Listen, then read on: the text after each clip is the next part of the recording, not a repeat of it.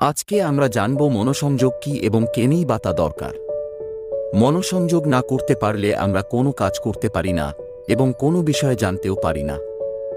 যে কোনো বিষয় জানতে গেলে বা যে কোনো কাজ করতে গেলেই আমাদের মনোসংযোগের প্রয়োজন হয়।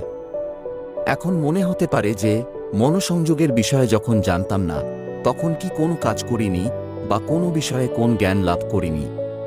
তা নয়, আমরা সকলেই সব সময় কিছু না কিছু করছি আর কিছু না কিছু জ্ঞান অর্জন করছি, কিন্তু কোনো কাজ ততটা ভালো করে করতে পারছি বা কোনো বিষয়ে ততটা ভালো করে জানতে পারছি তা করবার বা জানবার জন্যে যতটা সে বিষয়ে মনোসংযোগ করতে পেরেছি।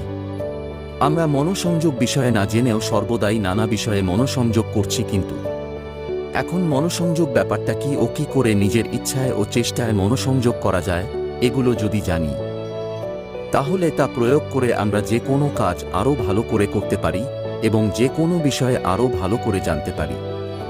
আমরা সর্বদা যা করছি তাতে আমাদের মনটা দিতে হয়। মন না দিয়ে কিছুই করা সম্ভব নয়। যেমন সামনে দিয়ে কেউ গেল বা কিছু বলল, আমি এখানে রয়েছি কিন্তু হয়তো লক্ষ্য করলাম না কে গেল বা কি যেন বলল। কেন এমন হয়?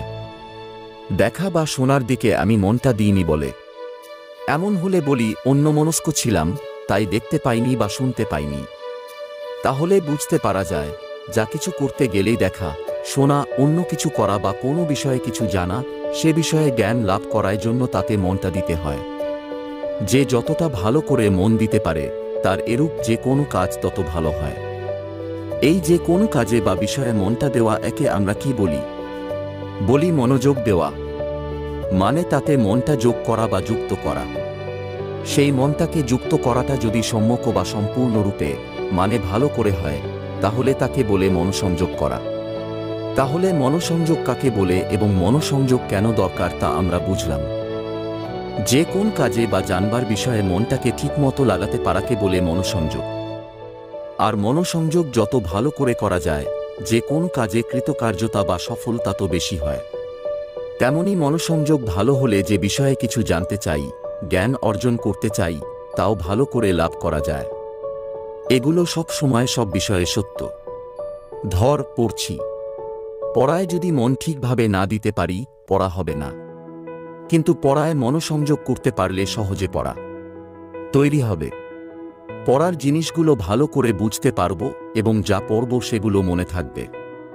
শুধু তাই নয়, মনোসংযোগের সঙ্গে পড়লে কম সময়ে বেশি পড়া তৈরি হবে, বুঝতে পারব এবং সব মনেও রাখতে পারব। মনোসংযোগে এত লাভ।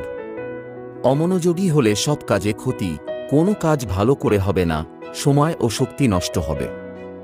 মনোযোগ দিয়ে যে কোনো কাজ করলে কাজটায় কাজই হোক ভালো করে তাড়াতাড়ি হয়ে যাবে, আর হয়ে গেলে বাকি সময়টা হয় অন্য কাজ, অন্য পড়া বা নিজের ইচ্ছামতো যেমনভাবে হয় কাটানো যাবে। কাজেই মনোসংযোগের ব্যাপারটা শিখে নেওয়া বুদ্ধিমানের কাজ। না জানলে সারা জীবন ক্ষতির পরিমাণ বাড়তেই থাকবে, আর শিখে নিতে পারলে সব বিষয়ে লাভের অঙ্ক ক্রমাগত বাড়বে, জীবনে সফলতাকে সহজ করে দেবে।